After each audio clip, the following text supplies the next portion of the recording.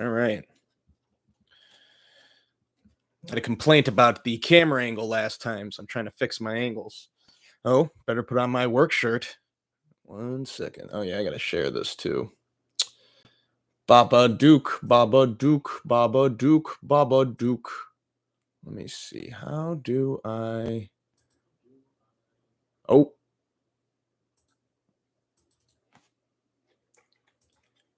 Share. Facebook. I know we're starting a minute late, so I'm sorry about that. Sorry. Whoops. Live now. Oakley Dokley. Hello. Oh, wait. Gotta put on the work shirt.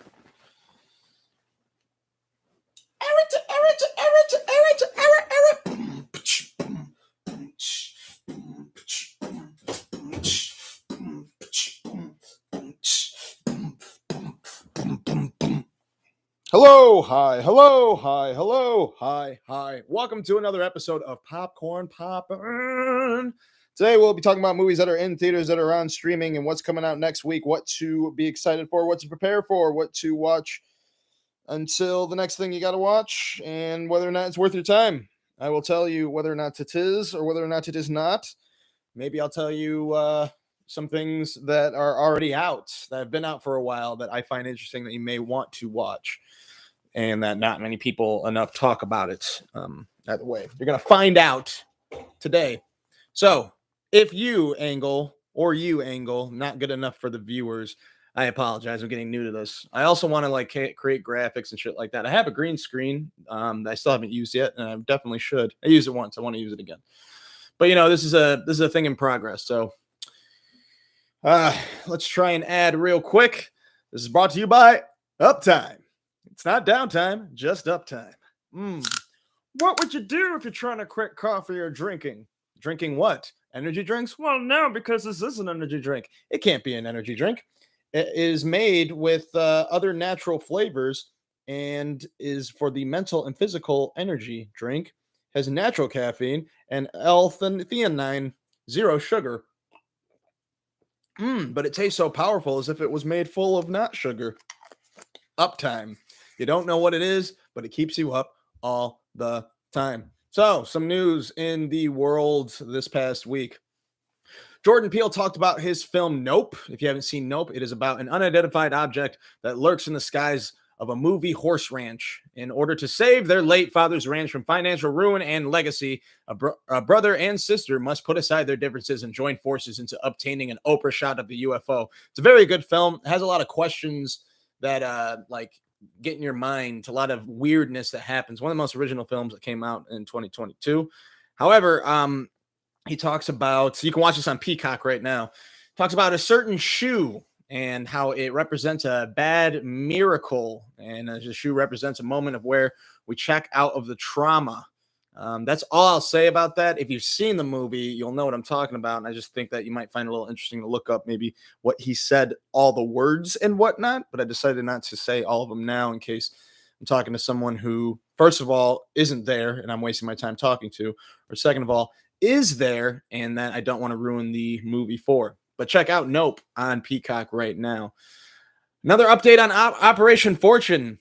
There is a pretty good bootleg out there that I would not recommend watching because bootlegs are bad and you shouldn't do that. You should always pay for a ticket. However, there is still no release date for the U.S. release of Guy Ritchie's new film. From IMDb, the plot line is as follows. A team of operatives recruit one of Hollywood's biggest movie stars to help them on an undercover mission when the sale of a deadly new weapons technology threatens to disrupt the world order. This bootleg in question, not with me searching, of course, but for me stumbling upon, was actually decent, and I really wanted to use it, but I want to pay for this movie and watch it. But it's kind of hard to do when it's not in my country, and I don't have much access to other countries. So this movie better come out with, hopefully, whoever is in charge of movie release dates for America with Guy Ritchie films sees this and decides, you know what, we better make the release date announcement right now for the U.S. Otherwise, these youngsters are gonna, because I'm a youngster, are gonna watch this movie on the bootleg and we're gonna make no money. So Operation Fortune people, make the movie and make it happen in America. I want to watch it. Has Aubrey Plaza, Jason Statham, and Josh Hartnett. I think it's gonna be dope. Cloverfield news. There's going to be a new Cloverfield very soon. I believe it's going. I'm a very big Cloverfield fan. I don't know many that are, but it's just if you haven't seen it, Cloverfield was a found footage film that takes place during a surprise birthday party in New York. A giant alien and a shaky camera fucks shit up, basically. I am very excited for the next Cloverfield. I didn't love Cloverfield Paradox too much, but Cloverfield and 10 Cloverfield Lane are really, really dope. And J.J. Abrams announced after Paradox, because people are very disappointed with it, especially hardcore fans, that they are going to make a true sequel to the original Cloverfield. So I'm pretty excited about it. They haven't released anything, but it's being talked about more because Matt Reeves is getting a lot of attention lately. He's a director. I thought he only wrote Cloverfield, but he did The Batman with Robert Pattinson. Anyways, I'm very excited about it. It's going to drop. He was basically saying, it's happening, but we're not allowed to talk about it. You never know. It just pops up because the trailer for Cloverfield Paradox popped up during the Super Bowl and said, hey, we'll be on Netflix after the Super Bowl airs. So I was fucking hyped up. And then I watched it and I was very disappointed. Either way, the Cloverfield trailer was, one of the most mysterious trailers ever. That made people speculate it was a Godzilla film, and it basically was a Godzilla film. But anyways, I'm very excited, and I'm hoping that news comes of it soon. Jared Leto is going to be in Tron 3. Two things that you don't care about coming into one. I had a discussion recently about Jared Leto. He has a bad filmography lately. I mean, there's Morbius, House of Gucci. House of Gucci, his character is very funny, but awfully I don't like calling people racist, but he went for stereotypes hard. And it's a very funny performance for a very weird movie that's not, I would say, good. What else? Suicide Squad. Like, there's just, I used to think he was a good actor, and I commend him for taking big swings, but I don't know if he's good anymore. Anyways, that's happening. And I'm not a Tron fan. And I don't think anyone's like really geeked on having a Tron movie. So I don't know. I found that strange. Anyways, that's happening. Megan 2.0 will be released in January 2025, which is funny because the news came out like around the same time that SNL released last night a skit called Megan 2.0. But yeah, of course that movie's it made like 5 times its budget already in theaters. So of course they're going to make 2. It's going to probably be stupid, but if you haven't seen it, it's about a young, creepy AI teddy bear girl for kids who starts killing people and dances along the way. It's not necessarily a good movie. It's like it's like those there's like a genre of bad, like thriller killer movies. And this is like a 21st century Chucky comedy horror. So there's that. All right, movies that are in theaters right now, one of which I could not see. I'm going to start with the movie Missing because I wasn't able to watch it. It's about a young girl who uses the internet resources to help find her missing mother. It stars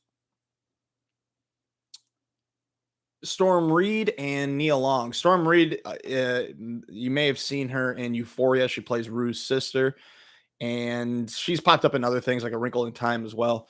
And she was in The Suicide Squad. Anyways, this movie, Missing, it's in theaters now, and it's the genre of everything taking place on a computer monitor. And you may have seen it with such films like Unfriended, Open Windows, or Profile. But it's all on a monitor, and it's basically like what you're looking at right now. If you're watching this on your phone, maybe not so much. But if you're watching this on your computer, then you know how you're looking and you're clicking. That's what the movie is. Which, when I saw the trailer for Searching, I was like, oh, John Cho, who's in it? That looks pretty cool. But I didn't know if the genre was going to work. But when I saw the trailer for Missing, I was like, I don't know, maybe I'll give this another shot. So, this movie, Missing, is actually a sequel to Searching. It doesn't have the same characters, but they are connected and they're done in the same genre of everything on a computer screen. So, for instance, there's Zoom conversations. It could, it's kind of like a COVID movie, but the Searching was made before COVID. But I think it's a new genre that could be more and more popular. But Searching, the sequel, and sorry, Searching was directed by Anish Chagante. I am so terrible at names. Chaganti. He and Sev Ohanian, sorry for butchering your name, wrote the script for Searching, and 2 years later, they did 2020's Run, which is on Hulu. Stars Sarah Paulson as a caring mother of a girl with a bunch of health problems. I highly recommend watching that movie, especially if you haven't seen the trailer. That's called Run. It is on Hulu. I watched it recently in preparation for Missing, and I really, really dug it. And I was very excited for watching Searching as well, which was the first film that Anish Chagante made along with Ohanian. They helped develop the script of Missing, but the script was also developed by Nick Johnson and Will Merrick, who were the editors of Searching and Run. So basically, the whole team that worked on these three films. I have a good feeling that Missing is a good film. Sadly, I could not see it. I am having issues with going. It's not really a long story. It was a lot of snow out. My car's been making loud noises. I had to prioritize. How badly did I want to watch Missing? Not enough to leave the house, apparently. I'm not lazy. What else did I see in theaters? Well, I think it kind of evens out because You People, which stars Jonah Hill seeking out Eddie Murphy's approval to marry his daughter. You know, it's a mixed coupling movie with laughs along the way.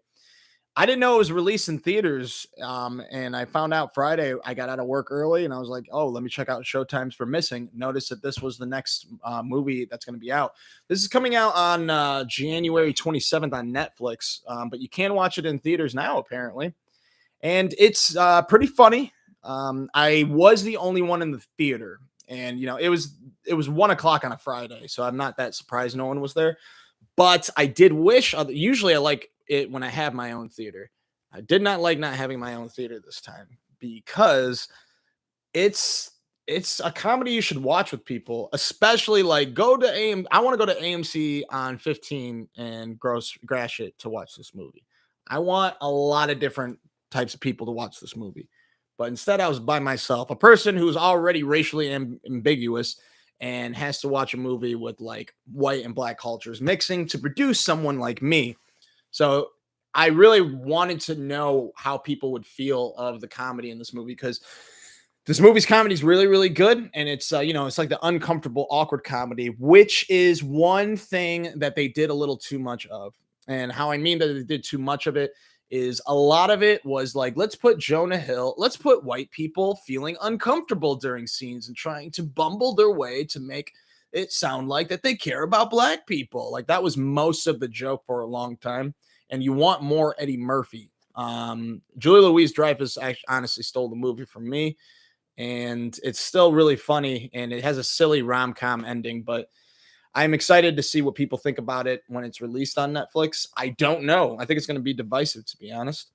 But the movie is very similar to Meet the Parents, Meet the Fockers, Guess Who's Coming to Dinner. I would recommend watching it with people, though, not watching it by yourself.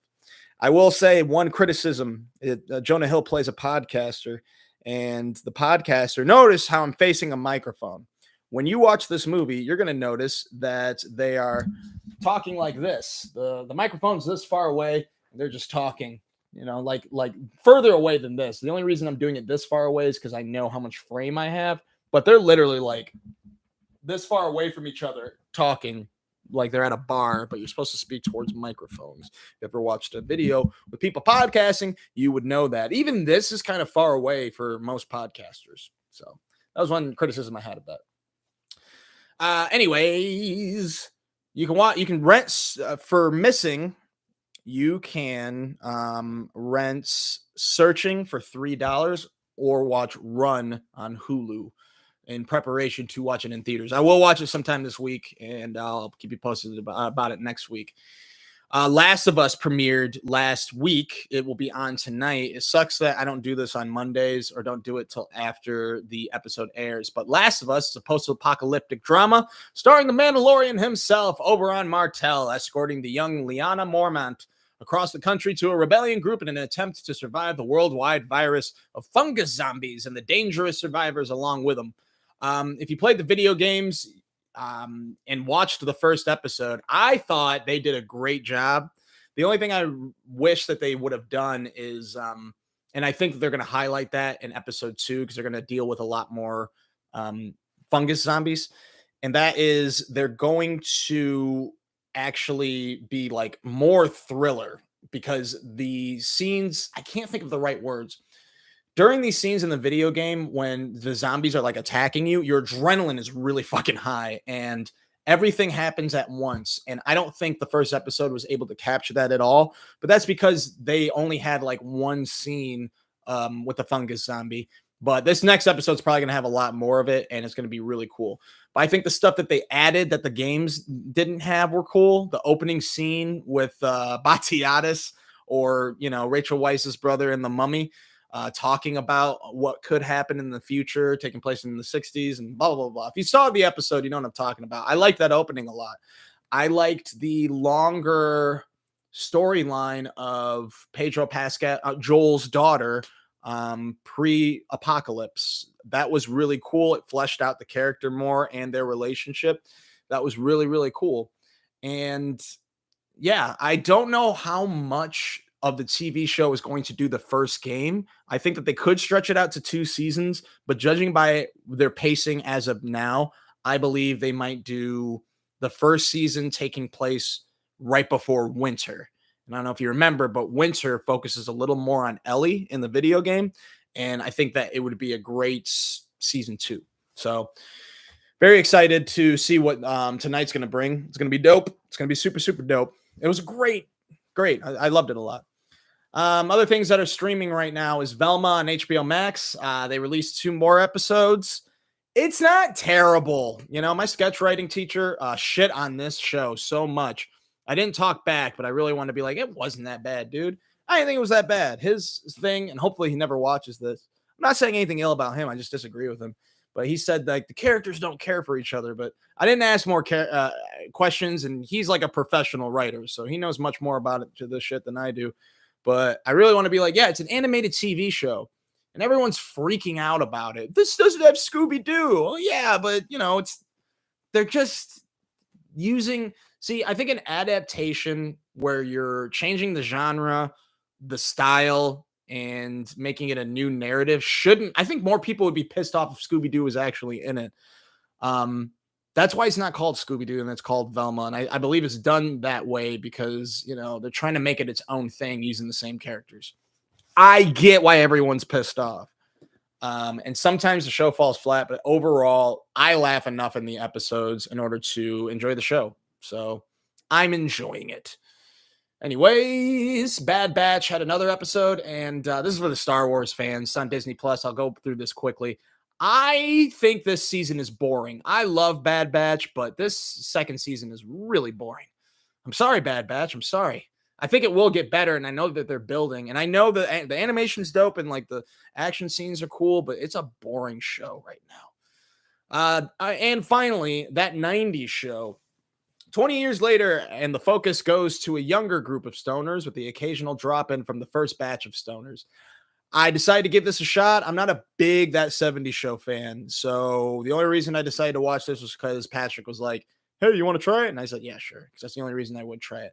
Not a fan of audience laughters in television. Maybe I don't like the sound of laughter, but also I don't like it during really corny fucking beats, and that was what this show was filled with. But, you know, it's not my type of show. So I can't give it too much shit, but I will say I'm not that big a fan of it. And people that are hardcore That 70s Show fans that I know aren't fans of it either. So that probably means the show ain't that great. Other things that are in theaters that I haven't seen are Alice Darling, which is Anna Kendrick playing a woman trying to have a getaway with friends, but is dealing with the suffocation of a controlling and questionably psychopathic boyfriend. Check out the trailer, Alice Darling, coming out January 27th. It looks like a good movie, and it looks like a good dramatic vehicle for Anna Kendrick. Also being released, it's a film called The Sun, or that is released. It's called The Sun. I think this movie looks incredibly boring. But it is a prequel to 2020's The Father, which has Olivia Colman and Anthony Hopkins. It won an Oscar for the script and Anthony Hopkins acting. It is phenomenal. I think you can watch that on Stars or rent it for like $15. So you might as well get a month of Stars instead. But that movie was great, and it's a scary film about getting old and having dementia, basically. But this movie is a prequel. According to IMDb, Peter has his busy life with new partner Beth and their baby. This is thrown into disarray when his ex-wife Kate shows up with their teenage son Nicholas. I know Hugh Jackman's in it and Anthony Hopkins, but I don't know how the two films are connected. But it looks incredibly boring. However, I will say, check if you do want to watch an incredibly boring film with Hugh Jackman. Maybe it's great. I don't know. I read bad things. Excuse me. But that is in theaters right now.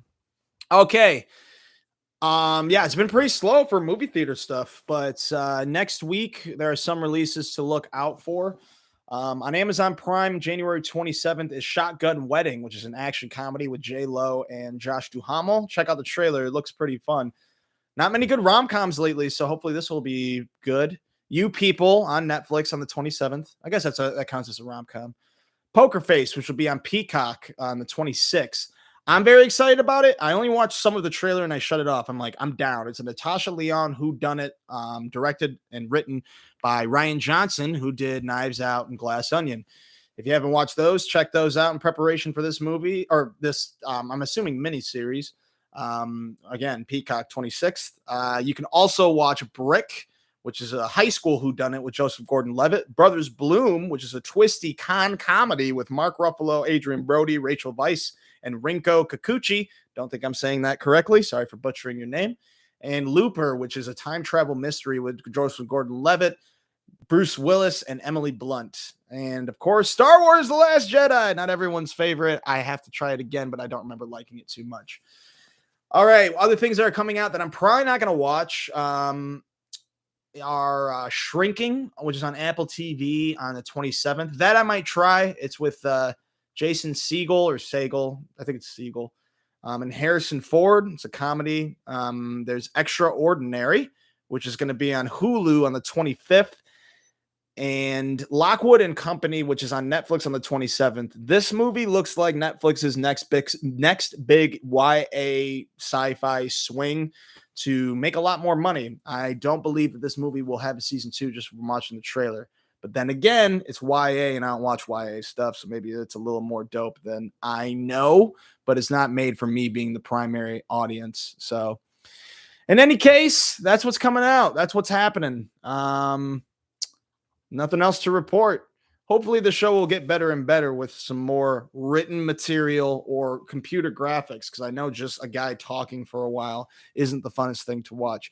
If you did watch some of this, or for some reason all of it at a later time, thank you very much. Please subscribe to Jermaine Higgins Presents on YouTube, and I will see you next Sunday at 7 p.m., just like this Sunday. Peace.